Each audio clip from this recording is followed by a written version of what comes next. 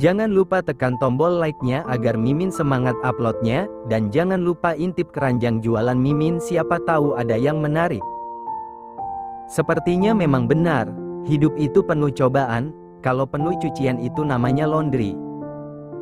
Pagi hari, Kania berdecak kesal saat merasakan ada yang berusaha membangunkannya dengan menepuk pipinya secara pelan. "Cek kakak. Apa sih? 5 menit lagi." Gumam wanita itu yang semakin membenamkan kepalanya di antara kedua tangannya. Saat ini ia sadar jika dirinya tidur dalam keadaan duduk. "Maaf, Nona. Jika Anda tidak bangun, maka kami terpaksa akan melakukan tindakan," jawab seseorang dengan formal. Kania yang mendengarnya menggeram marah. Bisa-bisanya ada yang berani mengancamnya. Langsung saja ia mendongakkan kepalanya. Mulutnya sudah terbuka, berniat menyemprot orang di depannya. Tetapi saat melihat seragam yang digunakan, secara perlahan mulutnya kembali tertutup. Kania menatap sekeliling. Terdapat 2 pria yang menggunakan seragam polisi sedang duduk di depannya.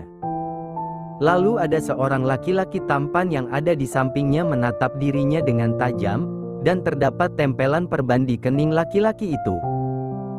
Kenapa laki-laki ini menatapku seperti ada dendam saja denganku? Batin Kania yang sedikit merinding dengan tatapan yang diberikan laki-laki di sampingnya. "Aku di mana?" tanya Kania saat melihat tempat yang sepertinya sedikit tidak asing baginya. Apalagi melihat para polisi yang lalu lalang. "Anda sedang berada di kantor polisi, Nona," jawab salah satu polisi itu dengan ramah, tapi terkesan tegas. Kania melotot. Kenapa ia bisa menyasar ke tempat yang salah? Seingatnya semalam ia pulang ke apartemennya. Hanya saja, ia ingatnya sampai seorang bartender mengantarnya, setelah itu ia tidak ingat lagi apa yang terjadi. Bagaimana bisa? Perasaan aku tidak bersalah. Pekik Kania yang langsung membuat Revan menggeram marah. "Tentu saja. Anda memang pantas untuk dibawa ke kantor polisi. Gara-gara Anda, wajah tampan saya babak belur seperti ini," ketus Revan sambil mendelik tajam Kania. "Hah?" Kania menatap polos laki-laki di sampingnya. "Memangnya apa yang terjadi?" pikir Kania. "Emang apa yang aku lakukan padamu? Anda masuk ke dalam apartemen saya." Belum selesai Revan menyelesaikan ucapannya, Kania lebih dulu meraba-raba tubuhnya, memastikan tidak ada yang terjadi semalam, apalagi tiba-tiba kejadian semalam terlintas di pikirannya, tetapi hanya saat dia mengukung laki-laki itu, setelahnya ia tidak ingat apa-apa lagi. "Tunggu. Jangan bilang gue memperk asteris Sadia semalam?" pekik Kania dalam hati, lalu menatap laki-laki di sampingnya itu dengan tatapan yang sulit diartikan. Jangan bilang laki-laki itu ingin melaporkannya ke kantor polisi karena kasus pemerk asteris San. Tidak boleh. Di mana harga dirinya sebagai seorang perempuan jika sampai masuk penjara karena sudah memperk asteris laki-laki? Revan yang melihatnya seketika merasa gemas. Boro-boro digrape-grape, malahan dirinya yang dihabisi. "Tidak usah GR. Saya bahkan tidak melakukan apapun pada Anda. Anda masuk ke dalam apartemen saya, lalu langsung menghajar saya, padahal saya bahkan tidak kenal dengan Anda." Revan semakin menatap tajam gadis di depannya itu. Kania menghembuskan napas lega, tetapi sedetik kemudian ia melotot, merasa tidak terima dituduh oleh laki-laki di sampingnya itu. Seingatnya ia memang masuk ke dalam apartemennya, dan kalaupun ia salah masuk, tidak mungkin kan saat dirinya menekan pin malah berhasil. "Anda jangan sembarangan ya. Jelas-jelas saya masuk ke dalam apartemen saya sendiri, nomor 149. Sanggah Kania. "Oh, jangan bilang ternyata Anda yang mengikuti saya dan masuk ke dalam apartemen saya. Ayo ngaku." desak Kania dengan tatapan yang menginterogasi. Cukup. Tidak mau melihat perdebatan itu semakin panjang, salah satu polisi segera menghentikan perdebatan mereka. Memang Anda yang salah, Nona. Bagaimana mungkin? Pekik Kania yang kembali memotong ucapan orang lain. Kedua polisi itu hanya bisa menghela napas menghadapi wanita seperti Kania. Tidak mau berlama-lama, segera saja salah satu dari mereka menunjukkan layar komputer yang memperlihatkan kejadian semalam ke hadapan Kania. Kania membekap mulutnya tidak percaya saat melihat dirinya yang terlihat seperti orang gila sedang berjalan sembari melihat nomor-nomor apartemen. Ketika dirinya sudah berada di depan pintu apartemen, polisi tersebut segera mempause, lalu menzoomnya. Di sana terlihat jelas jika nomor kamar apartemennya adalah 146. Seketika wajah Kania memerah karena malu. Tapi, kenapa pinnya benar? Tanya Kania yang masih berusaha mengelak jika itu dirinya. Cek kakak. Yang seharusnya bertanya itu aku. Dari mana kau tahu pin apartemenku? Revan semakin memicingkan matanya. Ia berpikir jika wanita yang ada di depannya itu mungkin sama saja seperti wanita lainnya yang selalu mencari celah untuk dekat dengannya. Dirinya yakin sekali jika wanita itu pasti seorang penguntit. Aku hanya menekan sesuai pin apartemenku. Tanggal lahirku, jawab Kania dengan pelan. Tentu jawaban tersebut langsung membuat Revan terdiam. Nih memangnya Anda lahir tanggal berapa?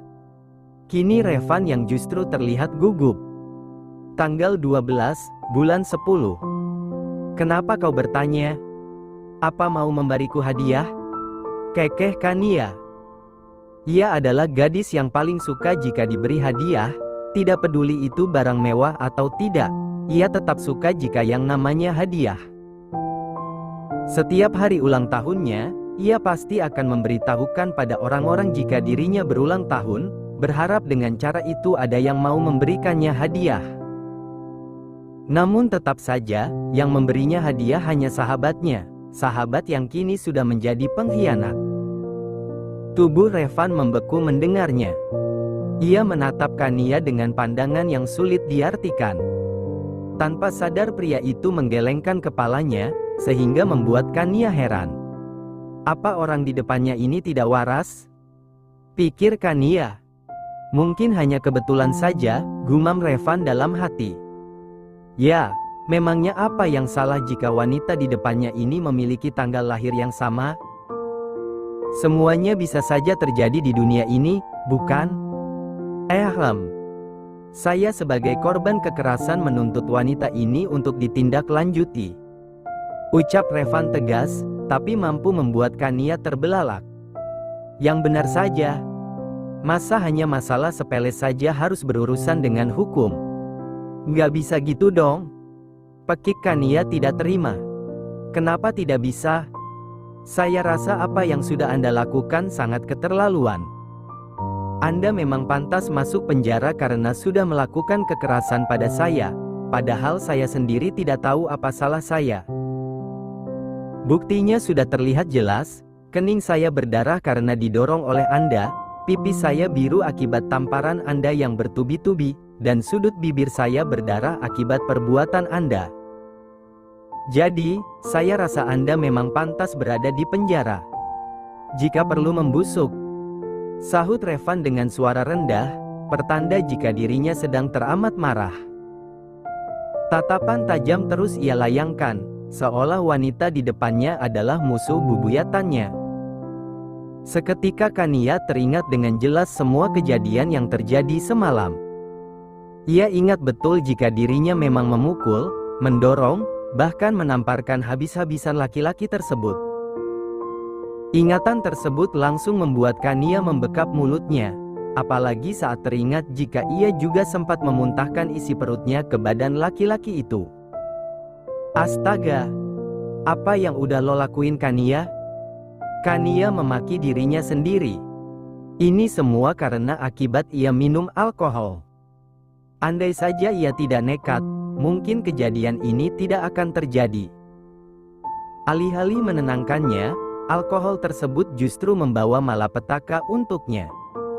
Apalagi kini ia harus berurusan dengan laki-laki yang menurutnya menyebalkan sekali.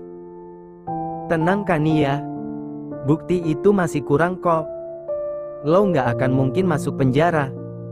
Kania berusaha menenangkan dirinya agar tidak berteriak lebay.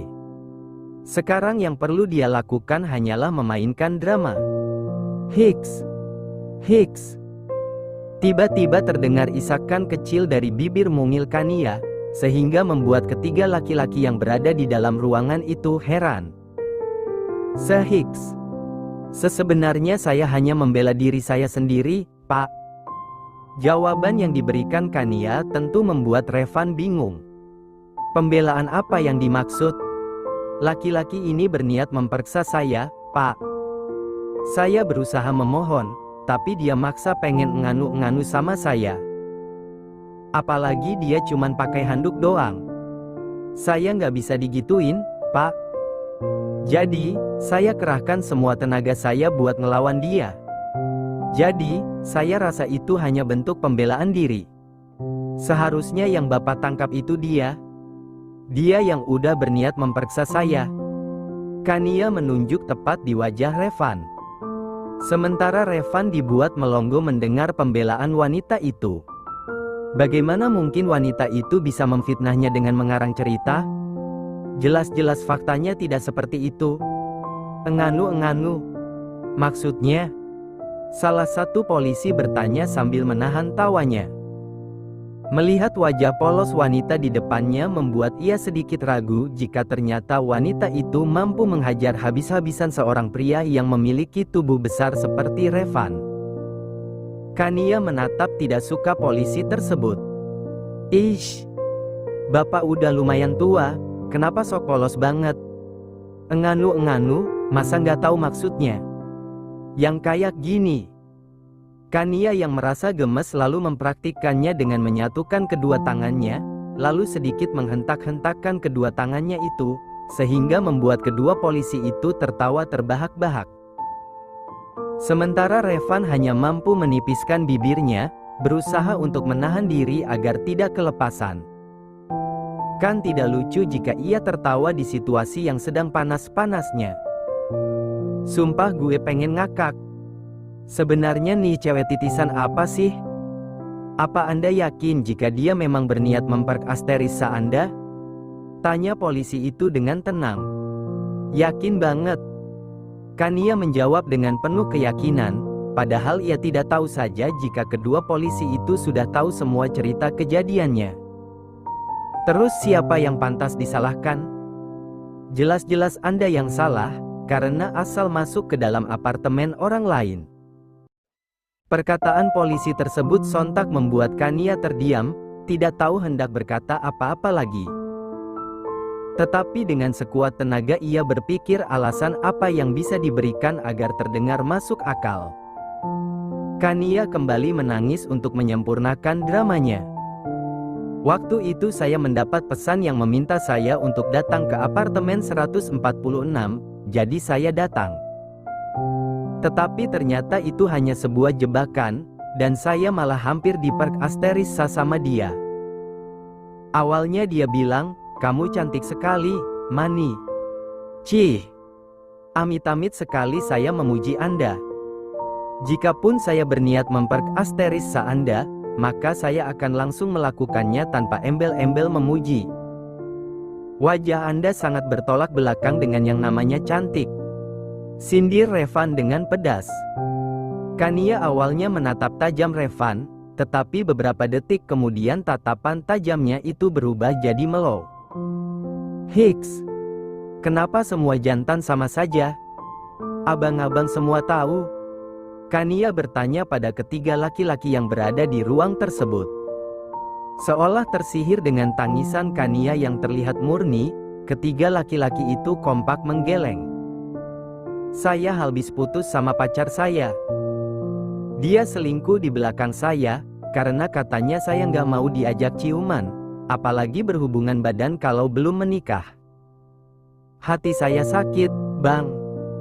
Seperti ditusuk ribuan jarum secara bersamaan.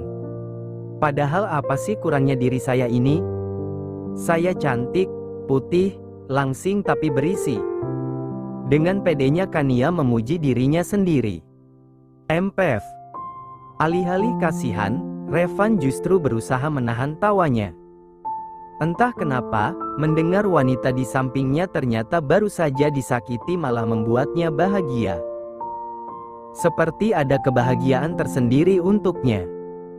Kania sontak mengalihkan pandangannya ke arah Revan saat mendengar suara laki-laki itu yang hendak tertawa. Ia menatap tajam pria tersebut. Seketika napasnya memburu, dirinya paling benci ada yang tertawa di bawah penderitaannya. Memang perlu diberi pelajaran, gerutu Kania dalam hati. Tanpa basa-basi Kania segera bangkit berdiri, lalu mencekik leher Revan, membuat laki-laki itu langsung melotot. Kok lo bisa sih ketawa di bawah penderitaan orang lain? Gue tuh lagi nangis. Bukan lagi karaoke. Teriak Kania dengan sorot mata yang tajam. Kedua polisi yang menyaksikannya segera bangkit, lalu memisahkan mereka berdua. Akibat cekikan Kania, Revan sampai terbatuk-batuk. Kini kedua manusia tersebut saling melempar tatapan permusuhan. Saya tidak mau tahu. Pokoknya dia harus dikurung di dalam penjara ini. Jika perlu saya akan memanggil pengacara saya untuk mengurus ini semua. Revan berkata dengan penuh penekanan. Dan akan saya pastikan Anda yang akan membusuk di penjara karena sudah berani-beraninya hendak memperkasterisa saya. Balas Kania yang terlihat sama sekali tidak takut. Revan yang mendengarnya seketika bersemir. Tunjukkan. Perintah Revan yang langsung diiyakan oleh kedua polisi itu. Salah satu dari polisi itu lalu mengotak-atik laptopnya, setelah itu memperlihatkan kepada Kania video yang sedang menayangkan dirinya sendiri bersama seorang laki-laki di dalam kamar, yaitu Revan itu sendiri. Kania yang menontonnya terkejut setengah mati. Tanpa sadar ia membuka mulutnya lebar-lebar. Itu. Saya, ya.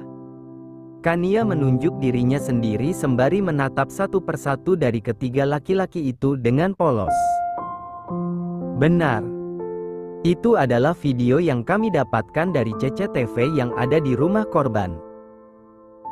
Di sana jelas terlihat jika Andalah yang memang melakukan kekerasan, sementara korban sama sekali tidak ada niat ingin memperkasterisa Anda, papar polisi tersebut dengan tegas. Kania bergeming. Tetapi mulutnya terus komat kamit memaki dirinya sendiri. Ada pistol nggak sih?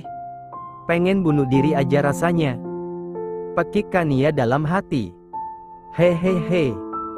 Karena tidak tahu apa lagi yang harus diucapkan, Kania justru terkekeh tidak jelas. Perlahan wanita itu mendekati Revan sembari menunduk. Maafin saya ya, Bang. Saya hilaf semalam. Kania berkata dengan suara yang sengaja dilembut-lembutkan. Ketika ia hendak menggapai telapak tangan Revan, laki-laki itu segera menghempaskannya begitu saja. Urus wanita gila ini. Hukum dia seberat-beratnya. Nanti saya akan bawa pengacara saya. Tekan Revan, lalu segera pergi dari ruangan tersebut. Sementara Kania yang mendengarnya melotot tidak terima, apalagi melihat laki-laki itu yang berniat pergi begitu saja. Woi. Nasib gue gimana woi? Karena tidak tahu nama laki-laki itu, Kania justru berteriak memanggilnya dengan panggilan woi saja. Revan berhenti sebentar, lalu berbalik. Maaf, gue nggak niat bantu, woi. Balas Revan mengikuti gaya bahasa Kania. Setelah itu, ia benar-benar pergi dari sana. Masih ada banyak urusan penting yang harus ia urus daripada mengurus wanita yang menurutnya gila itu. Mari ikut saya, Mbak. Untuk sementara Anda akan kami bawa ke sel tahanan, sampai masalah ini ditindaklanjuti. Kania menggeleng kepalanya dengan kuat.